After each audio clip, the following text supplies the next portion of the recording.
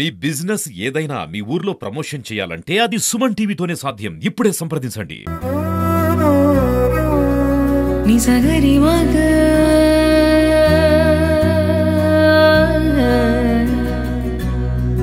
నిజగరి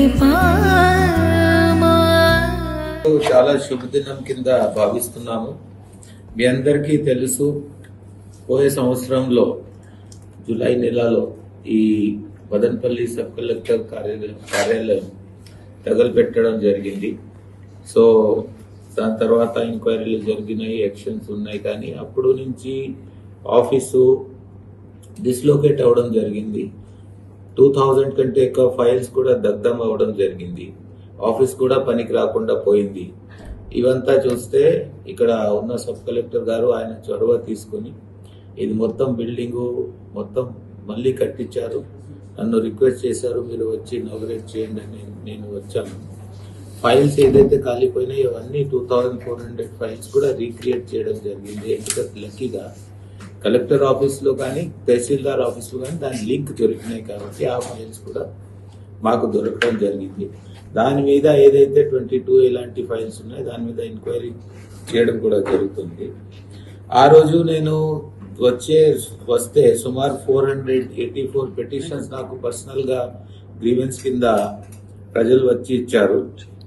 దాంట్లో ఇంచుమించుగా 80% complaints enquiry అయ్యి దాని మీద యాక్షన్ కంప్లీట్ అయిపోయింది. 20% ఇంకా పెండింగ్ ఉంది. కొన్ని కాంప్లికేటెడ్ కేసెస్, కొన్ని సివిల్ సూట్స్, కొన్ని లిటిగేషన్ మ్యాటర్స్, తర్వాత వెరిఫికేషన్ చేయాల్సిన మ్యాటర్స్ కొన్ని ఉన్నాయి. కొన్ని ఆర్ఓఆర్ అపీల్స్ లో కూడా ఉండొచ్చు కాబట్టి కొన్ని మిగిలిపోయినాయి. అవి కూడా షార్ట్లీ పరిష్కారం చేయడం జరుగుతుందని. మరి మొత్తానికి ఒక బ్యాడ్ ఎపిసోడ్ ఈ రోజుతో అయిపోయిందని మనం అందరూ అనుకోవాలి. Thank you. కేస్ ప్రోగ్రెస్ అంటే ఇన్వెస్టిగేషన్ జరుగుతూ ఉంది. ఇంకా చాలా లోతుకి పోయి ఇన్వెస్టిగేట్ చేయడం జరుగుతుంది. కొంతమందిని అరెస్ట్ చేయడం జరిగింది, కొంతమంది జైల్లో ఉన్నారు. బట్ డీటెయిల్ ఇన్వెస్టిగేషన్స్ ఇంకా జరుగుతాయి.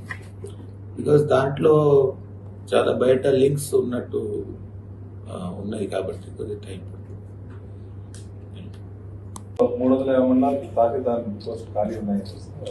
అవి కొన్ని కోర్టు కేసులు ఉన్నాయి, స్టే మీద ఉన్నాయి.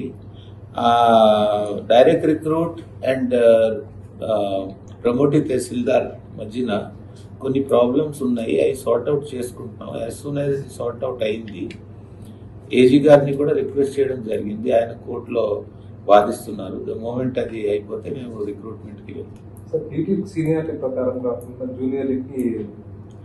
అంటే ఇది ఏమిటంటే ఒక డిస్ప్యూట్ ఉంది.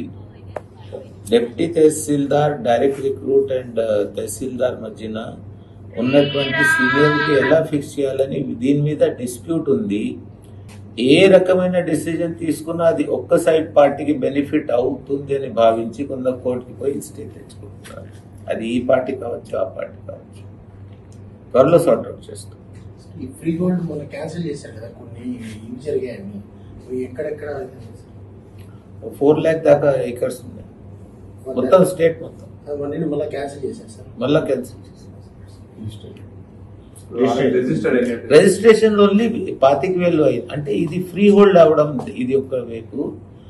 రిజిస్ట్రేషన్ ఓన్లీ 25,000 మొత్తం స్టేట్ లో ఓన్లీ 25,000 జరిగింది. దాంట్లో 8,000 బ్యాడ్ రిజిస్ట్రేషన్, 8,000 మ్యాల్ ప్రాక్టీస్ జరిగింది. క్యాన్సిల్ చేసే చర్యలు మేము చేపడుతున్నాం.